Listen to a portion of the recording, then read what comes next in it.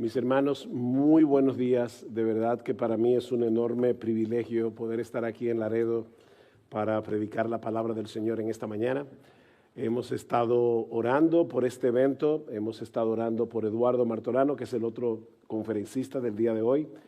Y de verdad es el anhelo de nuestro corazón que el Espíritu Santo se derrame abundantemente en este lugar. En el día de hoy nosotros podamos escuchar la palabra con un corazón abierto, con un oído abierto, un corazón enseñable.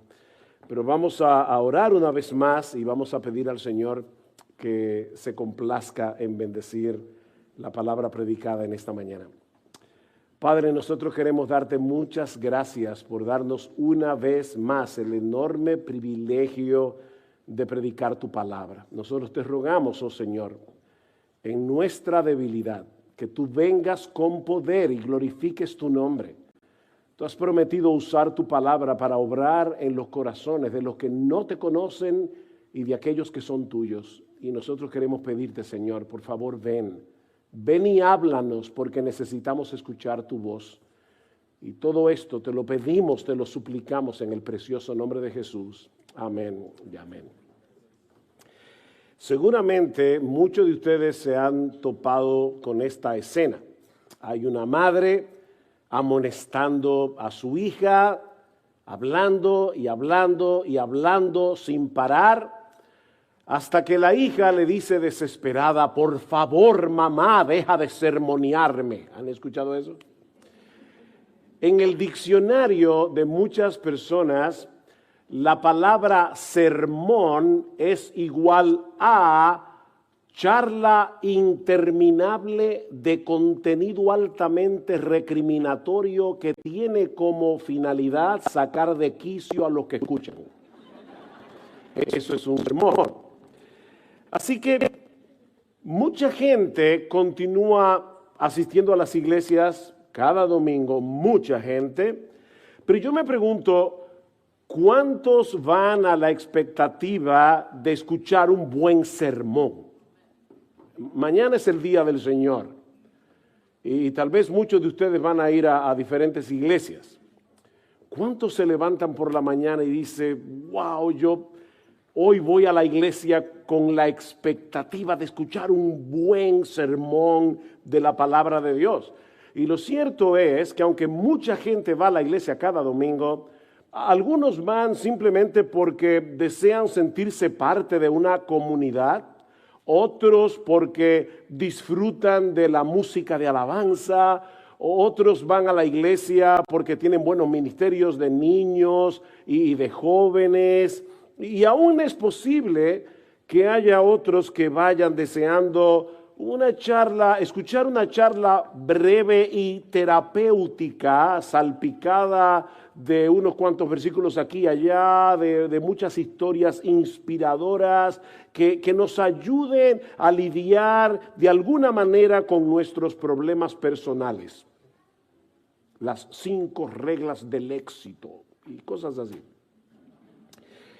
Pero venir a escuchar a un predicador exponiendo un pasaje de las Escrituras con profundidad, con autoridad, con aplicaciones prácticas por 45 minutos o una hora, eso no suena muy atractivo.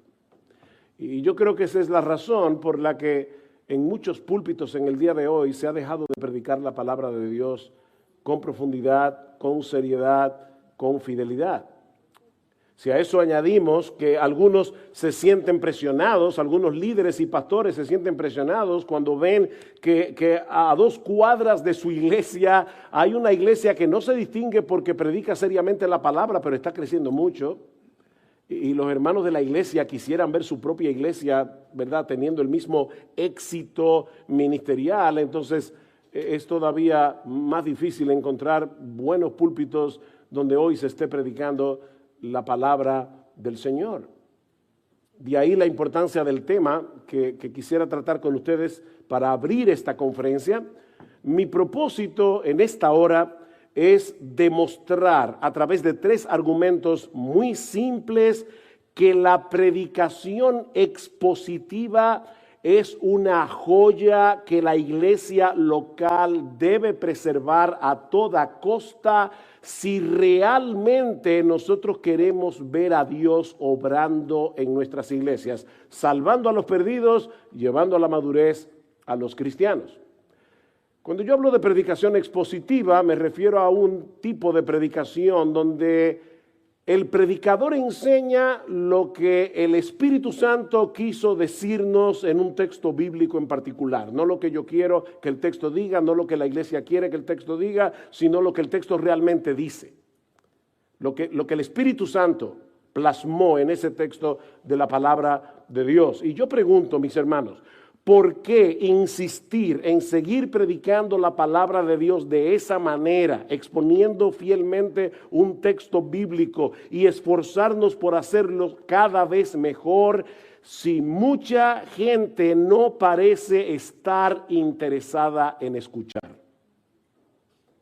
¿Por qué debemos convencer a los pastores de que prediquen de esa forma la palabra? ¿Por qué debemos convencer a los miembros de la iglesia que eso es lo que ellos deberían desear escuchar? Yo recuerdo cuando yo me convertí hace 44 años atrás, que a mí me daba la impresión de que muchos predicadores tenían algo que ellos querían decirle a la iglesia y entonces buscaban en la Biblia algunos versículos bíblicos que parecían apoyar lo que ellos le querían decir a la iglesia. Hasta que por primera vez en el año 1981, en una forma muy providencial, nosotros conocimos a un pastor que se caracteriza precisamente por predicar expositivamente la palabra de Dios, un joven que se llama John MacArthur, en ese tiempo un joven. Y yo recuerdo la primera vez que yo escuché a John MacArthur predicando de Primera de Pedro, y yo decía, wow, este hombre está predicando lo que el texto bíblico dice. Yo era un joven de 18 años, pero me impresionó. Y gracias al Señor que a partir del año 1981 nuestra iglesia abrazó la predicación expositiva como la forma como se debe predicar la palabra desde el púlpito cada domingo. Así que yo quiero convencerlos, hermanos queridos y amados de Laredo en esta mañana y todos los que nos visitan de otros lugares, que si tú eres pastor, tú debes predicar la palabra de Dios de esa manera. Y si tú eres un miembro de la iglesia, tú debes desear que tu pastor te predique la palabra de esa manera. Y la pregunta es ¿por qué? Bueno, alguien puede decir, oh pastor, porque Dios lo manda. Dios lo manda, que se predique así. Y tiene razón. Escribiendo en su última carta, segunda a Timoteo capítulo 3, cuando Pablo dice que toda la escritura es inspirada por Dios y útil para enseñar, para corregir, para redarguir, para instruir en justicia, a fin de que el hombre de Dios sea perfecto, enteramente preparado para toda buena obra. ¿Cómo comienza Pablo el capítulo 4? Timoteo, te encarezco delante de Dios y del Señor Jesucristo, que juzgará a los vivos y a los muertos en su manifestación y en su reino, que prediques la palabra. ¿Cuál palabra? La palabra que el Espíritu Santo inspiró y que es útil. Que prediques la palabra, que instes a tiempo y fuera de tiempo, redarguye, reprende con toda paciencia y doctrina, le dice Pablo a Timoteo. Mucha gente no va a querer oírte, de hecho se van a amontonar maestros, dice Pablo, que les rasquen el oído, pero tú, Timoteo, predica la palabra a tiempo y fuera de tiempo. Y todavía yo insisto en la pregunta, ¿y por qué Dios nos pide que nosotros prediquemos su palabra? Y sobre todo cuando vivimos en una generación donde mucha gente no quiere oír. Bueno, déjenme darles 3 argumentos. ¿Por qué si tú eres un miembro de la iglesia debes anhelar que tu pastor te predique fielmente las escrituras? ¿Por qué si tú eres pastor no debes hacer otra cosa que predicar la palabra de Dios de esa manera? Bueno, en primer lugar, porque Dios ha hablado y Él actúa hablando. Un argumento muy sencillo. Dios ha hablado, nuestro Dios habla. Y cuando Dios habla, cosas ocurren. Dios actúa hablando. En el principio Dios dijo, sea la luz. ¿Y qué pasó? Que la luz fue hecha. Dice en Génesis capítulo 1, versículo 3. Él habló y una cantidad ilimitada de seres y cosas vinieron a la existencia, desde estrellas gigantescas hasta el coronavirus, hasta cosas pequeñitas, partículas que no se pueden ver sin un microscopio.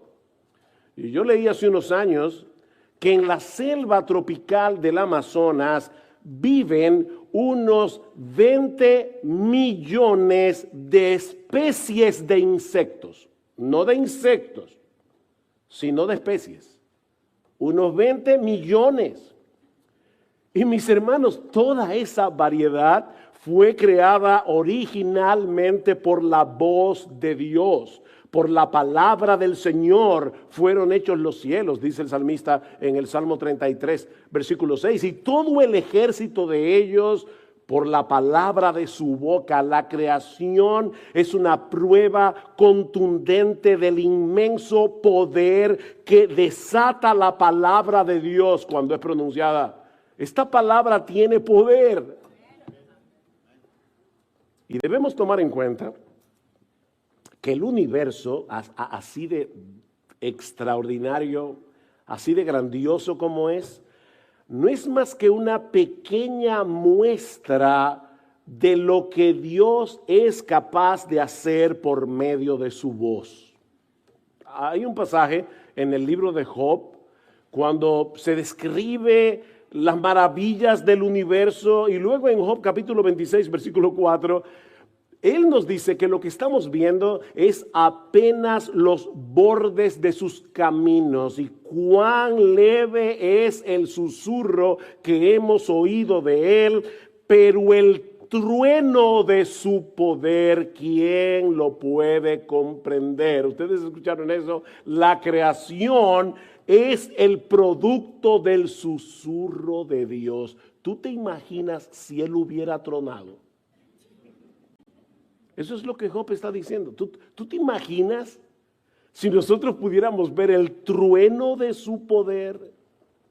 Es por eso que la Biblia nos dice que la creación es como un libro, es un libro que nos revela a Dios, que nos revela al Creador. Salmo 19, que todos ustedes seguramente o muchos conocen de memoria. Los cielos cuentan la gloria de Dios y el firmamento anuncia la obra de sus manos. Un día emite palabra, otro día, una noche, a otra noche declara sabiduría, y todo el resto del pasaje que ustedes conocen. Los cielos nos hablan de la gloria de Dios. Es evidente que tiene que haber habido un creador todopoderoso y sabio. Es por eso que Pablo dice en Romanos capítulo 1, versículo 18, y por cierto, escuchen cómo Pablo comienza su presentación del Evangelio en la carta a los Romanos. Pablo no comienza diciendo, Dios te ama y tiene un plan maravilloso para ti. No, Pablo comienza a desarrollar el Evangelio diciendo, yo vengo a Roma a predicar el Evangelio porque el Evangelio es poder de Dios para salvación a todo aquel que cree. Y Pablo, ¿por qué tú crees que nosotros necesitamos ese Evangelio que es poder de Dios para salvación? Porque la ira de Dios, no el amor de Dios, la ira de Dios se revela desde el cielo contra toda impiedad e injusticia de los hombres que detienen con injusticia la verdad. Porque lo que de Dios se conoce les es manifiesto, pues Dios se lo manifestó. Su eterno poder y deidad se hacen claramente visibles por medio de las cosas hechas. Ven la creación otra vez, hablando de Dios, de modo que no tienen excusa. La ira de Dios. Sin embargo, ese mensaje que Dios nos comunica a través de su creación no nos enseña todo lo que nosotros necesitamos saber acerca de Dios. O sea, la creación nos habla del poder de Dios, de la sabiduría de Dios, pero hay muchas cosas de Dios que la creación no revela, y es por eso que nuestro Dios no dejó a Adán y a Eva a expensas de su propio razonamiento para que trataran de interpretar cómo debían ser las cosas, quién era Él, cómo ellos debían comportarse. Dios habló en el huerto del Edén. Vemos en Génesis capítulo 2, versículo 15, que Dios colocó al hombre en el huerto y le dijo, mira, de todos los árboles tú puedes comer, pero del árbol de la ciencia del bien y del mal que está en medio del huerto no comerás, porque el día que comas de él, ciertamente morirás. Y dice en Génesis capítulo 3, versículo 8, que el Señor se paseaba por el huerto al aire del día. Adán y Eva tenían comunión con un Dios que habla, un Dios que dice lo que quiere, que revela quién es Él y su voluntad. Adán y Eva escuchaban la voz de Dios en el huerto y ellos debían responder con adoración y obediencia. Pero todos conocemos la historia. Lamentablemente no tardó mucho antes de que un nuevo intérprete entrara en la escena. La serpiente antigua, el diablo, Satanás. Y fue cuando nuestros primeros padres tomaron la terrible decisión de desobedecer la voz de Dios. Noten, el pecado entró en el mundo por el oído. ¿Se dieron cuenta? Eso es importante. Van a ver en un momento por qué. Pero el pecado entró en el mundo por el oído. El diablo habló. Adán y Eva escucharon y desobedecieron la voz de Dios. Fue por escuchar la voz del diablo que Adán y Eva se rebelaron contra Dios. Pero nuestro Dios es tan bueno que en vez de guardar silencio, y Dios pudo haberlo hecho, no haber hablado más y dejar al hombre en su pecado y en su rebeldía, desde el mismo momento en que Adán y Eva comieron de la fruta prohibida, Dios habló otra vez. Nuestro Dios habla. Dios trajo juicio sobre el pecado, maldita será la tierra por tu causa, etcétera. Pero al mismo tiempo Dios prometió la bendición de su gracia a través de un redentor. Génesis capítulo 3, versículo 15. Y en el cumplimiento de esa promesa, más adelante Dios crea un pueblo. Y pregunta, ¿cómo fue que Dios creó ese pueblo? ¿Qué usó Dios? ¿Cuál fue la materia prima? Su palabra. Dios crea el universo por su palabra, Dios le habla al hombre por su palabra, Dios crea un pueblo por su palabra. Dios llamó a Abraham a dejar su tierra y su parentela para hacer de él una gran nación. Y a través de él serían benditas todas las familias de la tierra. Génesis capítulo 12. Ese llamamiento marcó el inicio de la nación de Israel en la historia. Unos años más tarde, Génesis capítulo 15, Dios hizo un pacto con Abraham. Otra vez habló y le prometió una descendencia más numerosa que la arena del mar y que las estrellas del cielo. Pero había un problema. ¿Cuál era el problema para que Sara y Abraham tuvieran una gran descendencia? No es una pregunta retórica, es una pregunta. ¿Cuál fue el problema? Sara era estéril y Abraham tenía casi 100 años, era un hombre viejo, y Sara también, como para llegar a la sala de maternidad. Sara era estéril, pero ¿qué pasó? Que Dios habló otra vez. Dios prometió, Dios habló algo, y esa promesa fue suficiente para que Sara saliera embarazada. Así que, mis hermanos, el pueblo de Dios es creado por la palabra de Dios, no solo en el sentido físico, sino también en el sentido espiritual. Él crea y recrea a través de su palabra. Él de su voluntad nos hizo nacer, dice Santiago 1:18, por la palabra de verdad, para que seamos primicias de sus criaturas. Hay un pasaje en el libro de Ezequiel que seguramente la mayoría de ustedes conocen, que ilustra esta verdad de una forma sumamente impactante. El pueblo de Israel se encuentra en el exilio babilónico y Dios le muestra a Ezequiel una visión muy gráfica de la terrible condición espiritual en que se encontraba la nación en ese momento de su historia. Era como un valle lleno de huesos secos, muchísimos huesos, dice en Ezequiel 37, versículos 1 y 2. Y por cierto, dice Dios, secos en gran manera. Pero entonces Dios pone a prueba la fe del profeta. Hijo de hombre, ¿vivirán esos huesos? ¿Vivirán esos huesos? Humanamente hablando, solo había una respuesta: por supuesto que no. No había esperanza alguna de que esos huesos volvieran a la vida. Pero Ezequiel conocía a Dios y Ezequiel confiaba en Dios. Así que le responde con toda humildad: Señor Dios, tú lo sabes. No hay manera de que esos huesos vuelvan a la vida, pero no hay nada que sea imposible para ti. Entonces me dijo, y hermanos, olvídate que tú has leído ese texto alguna vez. Ponte en el lugar de Ezequiel. Estamos en un valle lleno de huesos, secos en gran manera. Y Dios le dice: Ezequiel, profetiza sobre esos huesos. Predícales y diles: huesos secos, oigan la palabra del Señor. Eso es de locos. Excepto por el hecho de que fue Dios que lo prometió. Hace unos años tuvimos en nuestra iglesia a Erwin Lutzer. Probablemente ustedes han leído alguno de sus libros. Él estaba predicando en nuestra iglesia y después, cuando terminó el sermón, nos fuimos a la oficina a hablar un rato y me contó algo que me dejó sorprendido. Lutzer es profesor de predicación y dice que en un momento dado él fue a un seminario, nunca había enseñado antes allí, y le preguntó al rector del seminario: ¿hay algún cementerio cerca de aquí?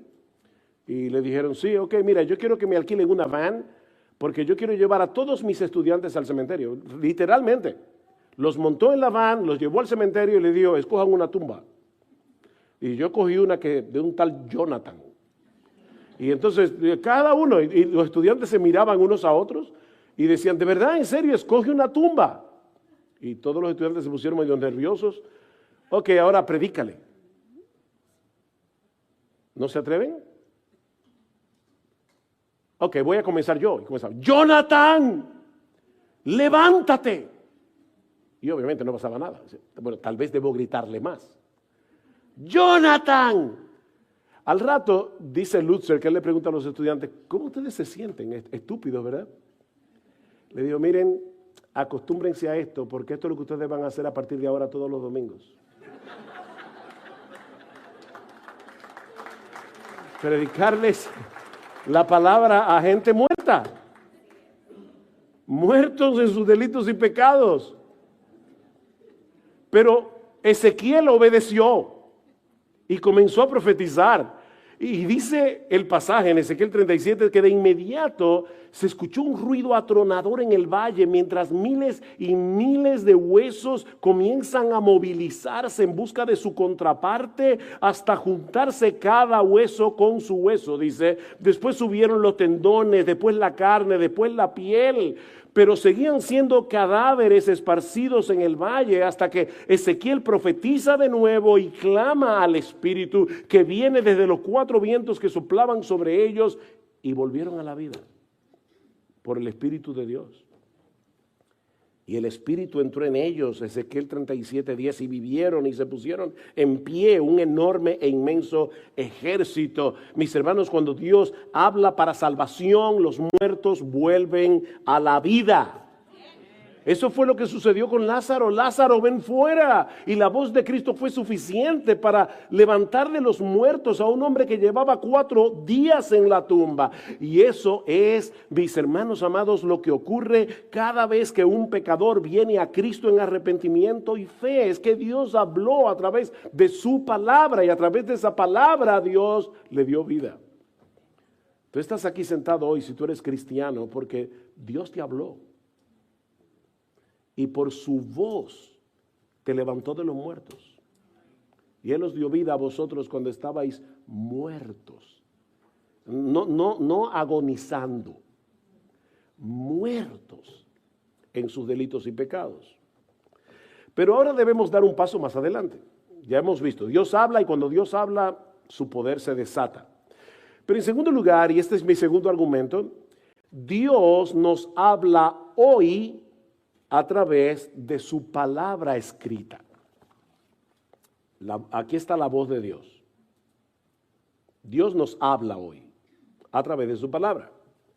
Lo que quiero decir, mis hermanos, es que en las Escrituras no solo tenemos un registro inspirado, infalible, de lo que Dios habló hace miles de años atrás. No. Aquí tenemos un registro de lo que Dios sigue hablándole a su pueblo hoy.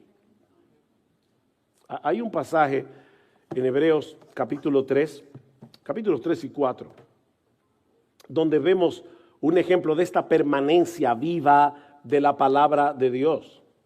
Estos creyentes eran, ¿qué? De raza. La carta a los hebreos.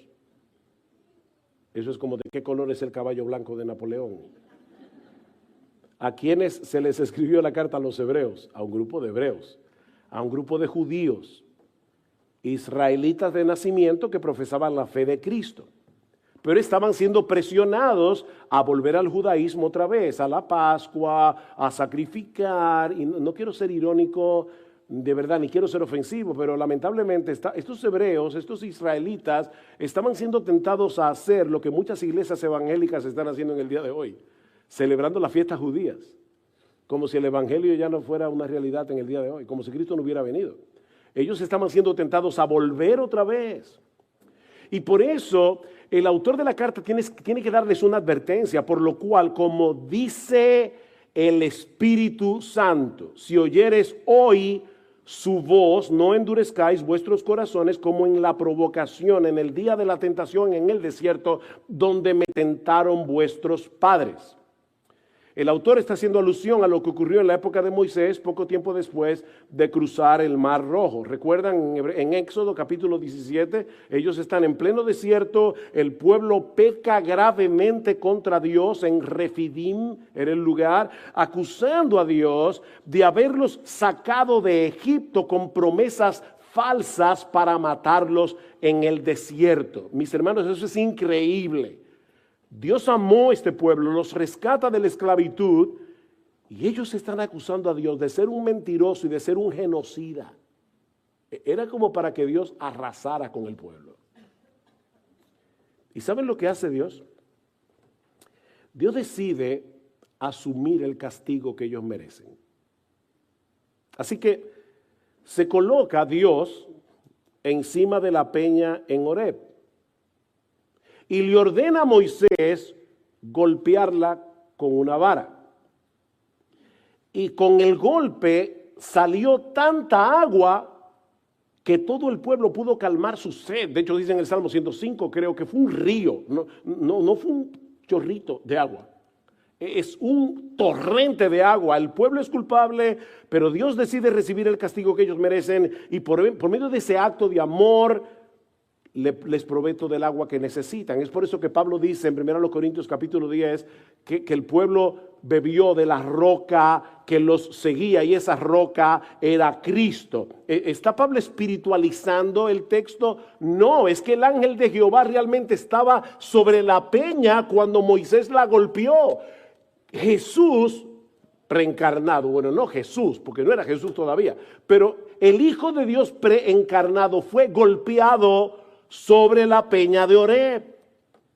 Muchos años más tarde, el salmista en el Salmo 95 alude a ese pasaje del Éxodo para hacerle una advertencia al pueblo de Israel de su propia generación. Si oyeres hoy su voz, no endurezcáis vuestro corazón como en Meriba, como en el día de Masah, en el desierto. El peligro de apartarse de Dios continuaba siendo una amenaza para el pueblo de Israel y este incidente histórico debía hacerles recapacitar. Pero entonces, 2000 años o 1000 años después, el autor de la carta a los hebreos cita el Salmo 95 para decir a los israelitas de su propia generación que profesaban creer en Cristo que el Espíritu Santo continuaba haciendo la misma advertencia que hizo 1000 años antes en el Salmo 95. Escuchen el texto otra vez. Por lo cual, como dice el Espíritu Santo. El autor pudo haber dicho, como dijo el Espíritu Santo. Pero no es lo que él dijo, es lo que él dice, lo que sigue diciendo. Como dice el Espíritu Santo, si oyeres hoy su voz. ¿Cómo ellos iban a escuchar la voz de Dios en ese hoy, ese día, a través del Salmo 95, que se escribió 1000 años antes? Y que hace alusión a un incidente que pasó 1000 años antes, en Meriba. Si oyeres hoy su voz, no endurezcan vuestros corazones. El Espíritu Santo continuaba hablando a través de las palabras del salmista, de manera que el hoy del Salmo 95 está conectado con el hoy de Éxodo 17 y con el hoy de la carta a los Hebreos. El Espíritu Santo sigue hablando. Y han pasado ya 2000 años después de que la carta a los Hebreos fue escrita y más de 3500 años del incidente original en Éxodo capítulo 17. Y mis hermanos, Dios sigue hablándonos hoy a través de su palabra. Es por eso que John Stott decía que la Biblia es Dios predicando. La Biblia es Dios predicando. Todo lo que Él quiere decirnos hoy nos lo dice a través de su palabra escrita, que es infalible, es inerrante y es suficiente. Alguien dijo una vez, si tú quieres escuchar audiblemente la voz de Dios, lee la Biblia en voz alta y vas a escuchar la voz de Dios.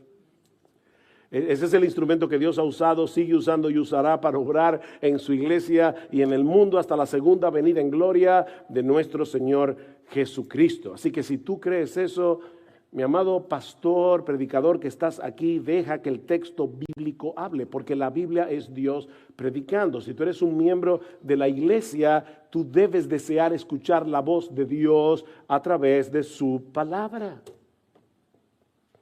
Déjale el micrófono a Dios. Déjale el micrófono a Dios. Y tú vas a ver su poder actuar. El famoso texto de Isaías 55. Como desciende de los cielos la lluvia y la nieve y no vuelve allá, sino que riega la tierra y la hace germinar y producir y dar semilla al que siembra y pan al que come. Así será mi palabra que sale de mi boca. No volverá a mí vacía, sino que hará lo que quiero y será prosperada en aquello para que la envíe. Dios obra a través de su palabra predicada. Pero hay un argumento más que debe amarrar nuestras conciencias para que los predicadores sigamos predicando y para que los hermanos sigan escuchando la predicación de la palabra. Y es que Dios nos ordena predicar su palabra para hacer oír públicamente su voz a través de nuestra voz. Y eso sí que a mí me sorprende, porque soy predicador. Y me conozco y sé lo débil que soy. O sea, Dios ha decidido llevar su palabra a través de vasijas quebradas de barro, para que el poder sea suyo y no nuestro. Miren, ¿saben qué? El hecho de que haya predicadores en la iglesia es una misericordia. ¿Ustedes recuerdan lo que pasó en el monte Sinaí? Cuando Dios tronó desde los cielos. Que el pueblo le dijo aterrado a Moisés, por favor que no nos hable Dios. ¿Se acuerdan? Que te hable a ti y tú nos hablas. Bueno, los predicadores son una provisión misericordiosa de Dios. Porque en vez de tronar desde los cielos, Él habla a través de un ser humano. Pero sigue siendo la voz de Dios cuando su palabra es fielmente predicada. Dios nos ordena predicar su palabra para hacer oír públicamente su voz a través de nuestra voz. Mis hermanos, ¿cómo describe Cristo a sus ovejas en el famoso discurso del buen pastor? Juan capítulo 10. ¿Cómo describe Cristo a sus ovejas? Versículos 1 al 5. En verdad les digo que el que no entra por la puerta en el redil de las ovejas, sino que sube por otra parte, ese es ladrón y salteador. Pero el que entra por la puerta es el pastor de las ovejas. A este le abre el portero y las ovejas oyen su voz. Llama a sus ovejas por nombre. Wow, eso es increíble. O sea, Javier, José, Juan, María, Rubí, que Dios te llamó por nombre, si tú eres una oveja del Señor. A cada una llama por nombre y las conduce fuera. Cuando saca todas las suyas va delante de ellas y las ovejas lo siguen. ¿Saben por qué? Porque conocen su voz. Las ovejas de Cristo son aquellas que oyen su voz. Versículo 16. tengo otras ovejas que no son de este redil, hablando de los gentiles. Aquí están los mexicanos, los dominicanos, los puertorriqueños, los que no son gentiles, los que no son judíos. A estos también yo debo traerlas y oirán mi voz. Oirán mi voz. Versículo 27.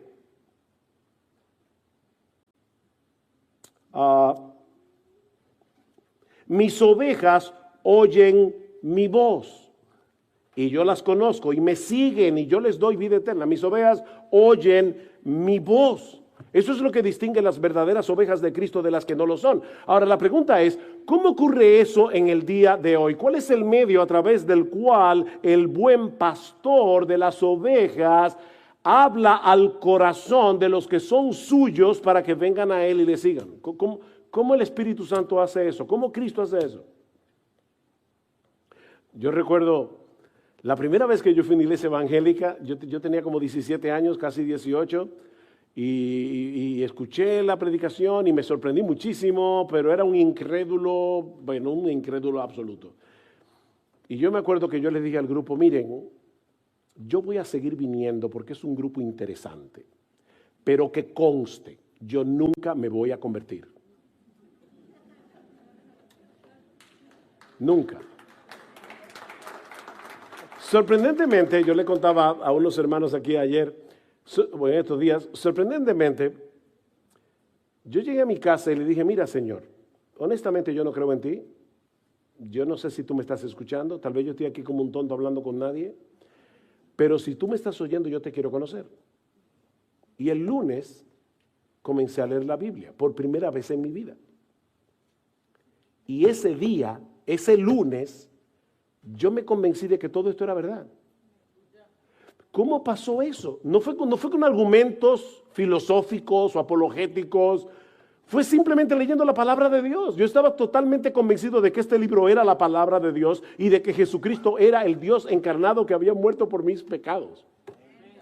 ¿Cómo pasó eso? Por el poder de su palabra. Mis hermanos, ¿cuál es el medio a través del cual Cristo le habla al corazón de los suyos y le dice, ok, ya se acabó la época de ser incrédulo, a partir de ahora eres mío y eres creyente? ¿Cómo él hace eso? El apóstol Pablo responde esa pregunta en Romanos 10. La fe es por el oír y el oír por la palabra de Dios. Yo me acuerdo, la primera vez que yo leí Romanos no me di cuenta de eso, porque fue acabadito de convertir. Pero luego seguí leyendo la Biblia y volví a Romanos y entonces el texto comenzó a inquietarme. Porque yo decía, si ese texto dijera que la fe viene por el oír la palabra de Dios, yo lo entendería. Pero eso no es lo que el texto dice. Lo que el texto dice es que la fe viene por el oír. Y es el oír lo que viene por la palabra de Dios. Y el texto literalmente dice por la palabra predicada. O sea, la fe viene por el oír. ¿El oír qué? El oír la voz de Cristo. Y el oír la voz de Cristo viene por medio de la predicación de la palabra. ¿Y cómo sabemos eso? Bueno, porque Pablo dice más adelante, todo aquel que invoque el nombre del Señor será salvo. Invocar es decir, auxilio, me estoy ahogando. Invoca el nombre del Señor. Todo aquel que invoca el nombre del Señor será salvo. Entonces Pablo plantea una serie de interrogantes. ¿Cómo pues invocarán a aquel en el cual no han creído? ¿Y cómo creerán en aquel de quien no han oído? ¿Y cómo oirán sin haber quien les predique? Ahora, esa segunda pregunta, ¿cómo oirán de aquel, cómo creerán en aquel de quien no han oído? Se puede traducir literalmente, ¿cómo creerán en aquel a quien no han oído? No de quién, no es acerca de Cristo. Es cómo creerán si no escuchan la voz de Cristo. Hermanos, ¿qué dice Juan 10? Mis ovejas oyen mi voz. La pregunta que Pablo está planteando es, ¿cómo van a creer si no escuchan la voz de Cristo? ¿Y cómo van a escuchar la voz de Cristo si no hay quien les predique? Ese es el argumento. Para invocar el nombre de Cristo y pedirle que te salve, tienes que creer en Cristo. Pero para creer en Cristo tienes que escuchar a Cristo. Juan 10. Y para escuchar a Cristo necesitamos que alguien nos predique su palabra. De manera que la fe viene por el oír a Cristo. Y el oír a Cristo viene por medio de la predicación. Otra vez, John Stott dice, los incrédulos no creerán en Cristo hasta que lo hayan oído hablar a través de sus mensajeros o embajadores. Mis hermanos, cuando la palabra de Dios es predicada con fidelidad y en el poder del Espíritu Santo, es Cristo el que habla al corazón de sus ovejas por medio del predicador. Increíble. Es por eso que en su carta a los Efesios, Pablo dice algo rarísimo en el capítulo 2, que Cristo vino y anunció la buena nueva de paz a vosotros que estabais lejos y a los que estaban cerca. ¿Y cuándo Cristo fue a Éfeso? Cristo nunca salió de Palestina. Y Pablo está diciendo, Cristo vino y les predicó a ustedes los efesios. ¿Y cuándo pasó eso? O cuando un predicador fue a Éfeso y les predicó la palabra de Cristo. Cristo estaba hablándole a sus ovejas. Otra vez, John Stott, el mismo Cristo que una vez hizo la paz mediante su cruz, ahora predica esa paz mediante sus heraldos. Eso es impresionante. Dios ha decretado obrar en las almas de los hombres al hacerlos oír la voz de su Hijo a través de voces humanas mientras predican su palabra. Perdonen otra vez, John Stott. La predicación, es que él lo dice mejor que yo, entonces ¿para qué me voy a poder inventar? La predicación brinda pies y voz al Cristo vivo. No es una charla acerca del Cristo del pasado, sino la voz por las que el Cristo del presente nos ofrece vida hoy. Eso es la predicación. Esto es serio, hermanos. Esto es serio, predicar la palabra es algo serio. Cuando la iglesia predica la palabra, está uniendo su voz a la voz del Espíritu de Cristo, llamando a los pecadores a reconciliarse con Dios a través de la obra de Cristo. El Espíritu y la esposa dicen ven. El Espíritu y la esposa, ¿quién es la esposa? La iglesia. El Espíritu y la esposa dicen ven, y el que oye diga ven, y el que tiene sed venga, y el que quiera tome el agua de la vida gratuitamente. ¿Quién es el único que puede proveer esa agua viva? Nuestro gran Dios y Salvador Jesucristo. Él es el que obra en los pecadores para que vengan a Él, mientras escuchan a un predicador ordinario, común y corriente, predicando el evangelio. Así que al final de cuentas, la verdadera predicación no es otra cosa que Cristo hablando de Cristo a través de una voz humana. No es que somos títeres, no es que yo estoy aquí, él es no es un ventríloco, es que yo soy ustedes están oyendo mi voz y están escuchando el sermón que yo prediqué, que yo estoy predicando y que yo preparé. Pero si yo estoy siendo fiel a la palabra de Dios, en una forma misteriosa, Cristo está usando mi voz imperfecta para llamar a sus ovejas y para alimentar a sus ovejas. Es allí donde radica realmente el poder de la predicación. No es en el predicador. No, es en Cristo. Porque no nos predicamos a nosotros mismos, dice Pablo, sino a Jesucristo como Señor y a nosotros como vuestros siervos por amor de Jesús. Nosotros somos siervos. Pablo, pero yo no te entiendo. ¿Por qué tú predicas así? Si tú acabas de decir que si nuestro evangelio está encubierto, entre los que se pierden está encubierto, en los cuales el Dios de este siglo cegó el entendimiento de los incrédulos para que no les resplandezca la luz del evangelio de la gloria de Cristo. Si están ciegos, ¿para qué tú predicas? Ok, déjame decirte por qué yo predico a un grupo de huesos secos. 2 Corintios capítulo 4 versículo 6. Porque Dios, que mandó que de las tinieblas resplandeciese la luz, Génesis 1:3, sea la luz y la luz fue hecha, es el que resplandeció en nuestros corazones para iluminación del conocimiento de la gloria de Dios en la faz de Jesucristo. Wow.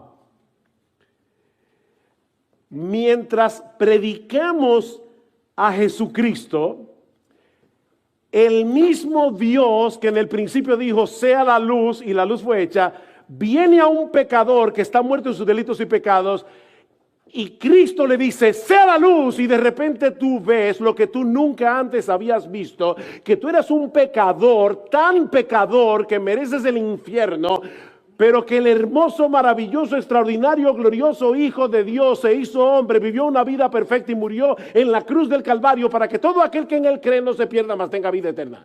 Y tú lo entiendes en un segundo, porque Dios dijo, sea la luz.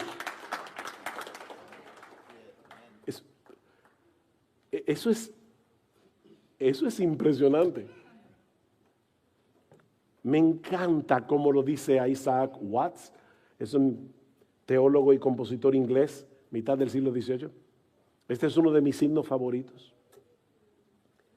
Cuán solemne y dulce aquel lugar donde mora Cristo el Señor.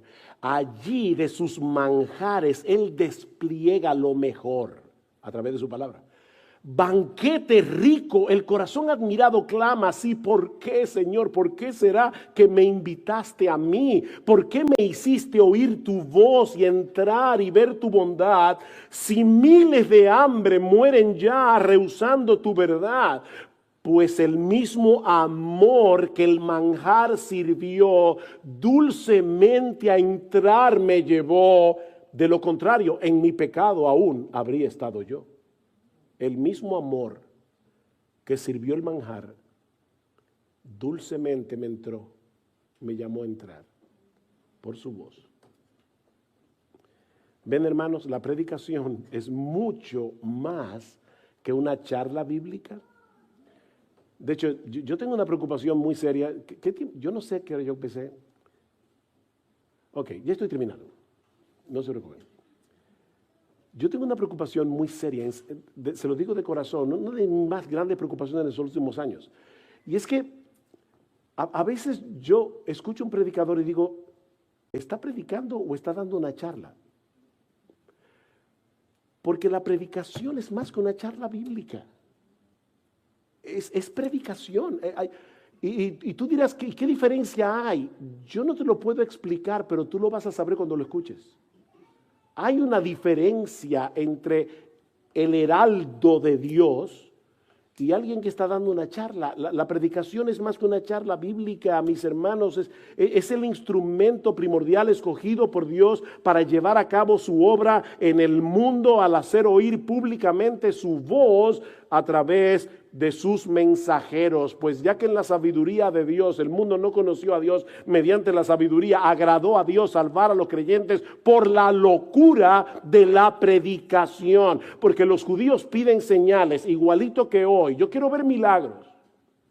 Y los griegos buscan sabiduría. Yo quiero oír una gente con una oratoria fascinante, hablando de cosas que nadie entiende. Y el tipo se ve que es inteligente. Yo no lo entiendo, pero es inteligente. Los griegos buscan sabiduría, pero nosotros predicamos a Cristo crucificado. Para los judíos, tropezadero; para los gentiles, locura; mas para los llamados, así judíos como griegos, Cristo, poder de Dios y sabiduría de Dios.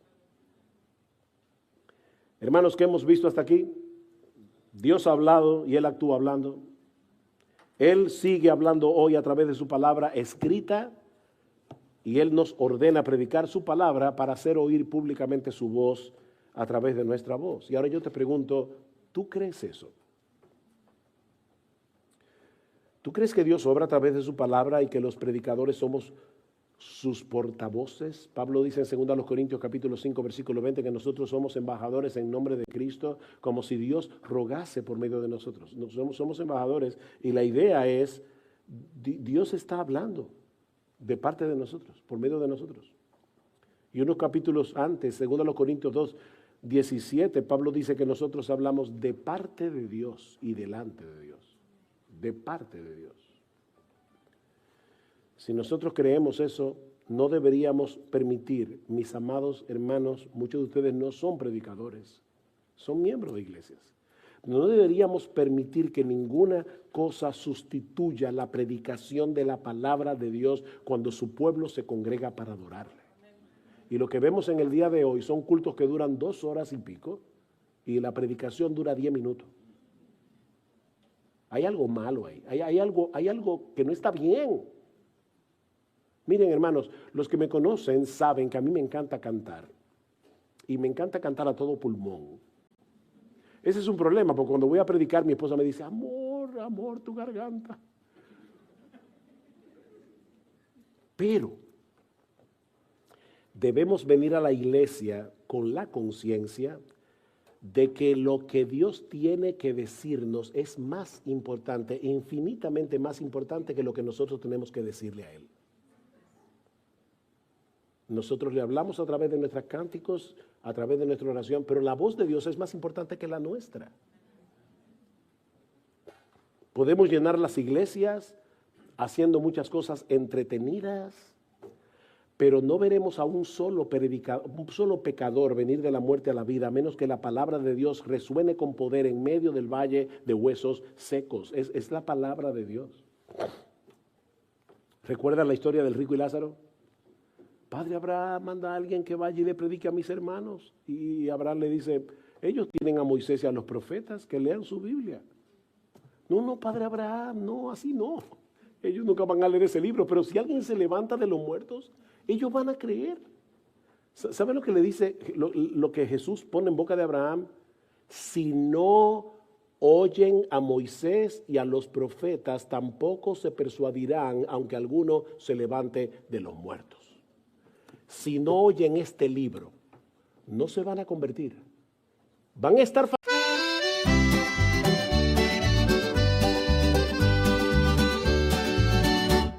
Lasciati scegli mele tu, un sul cascuria trairà. Mi dissi, vieni con me stasera, una sera che pari a magia, una cantina, che durava musto, lo cuore mio, gli incidetti tutto.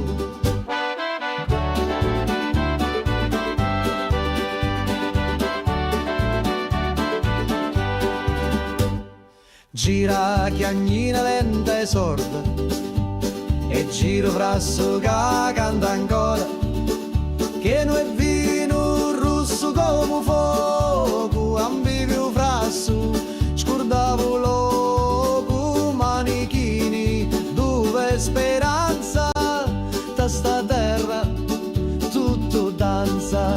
Prega Maria che pazzo milico, mi persi sotto i panni rossi, c'era una croce fatta d'olivi, mi dai sopra senza scusa.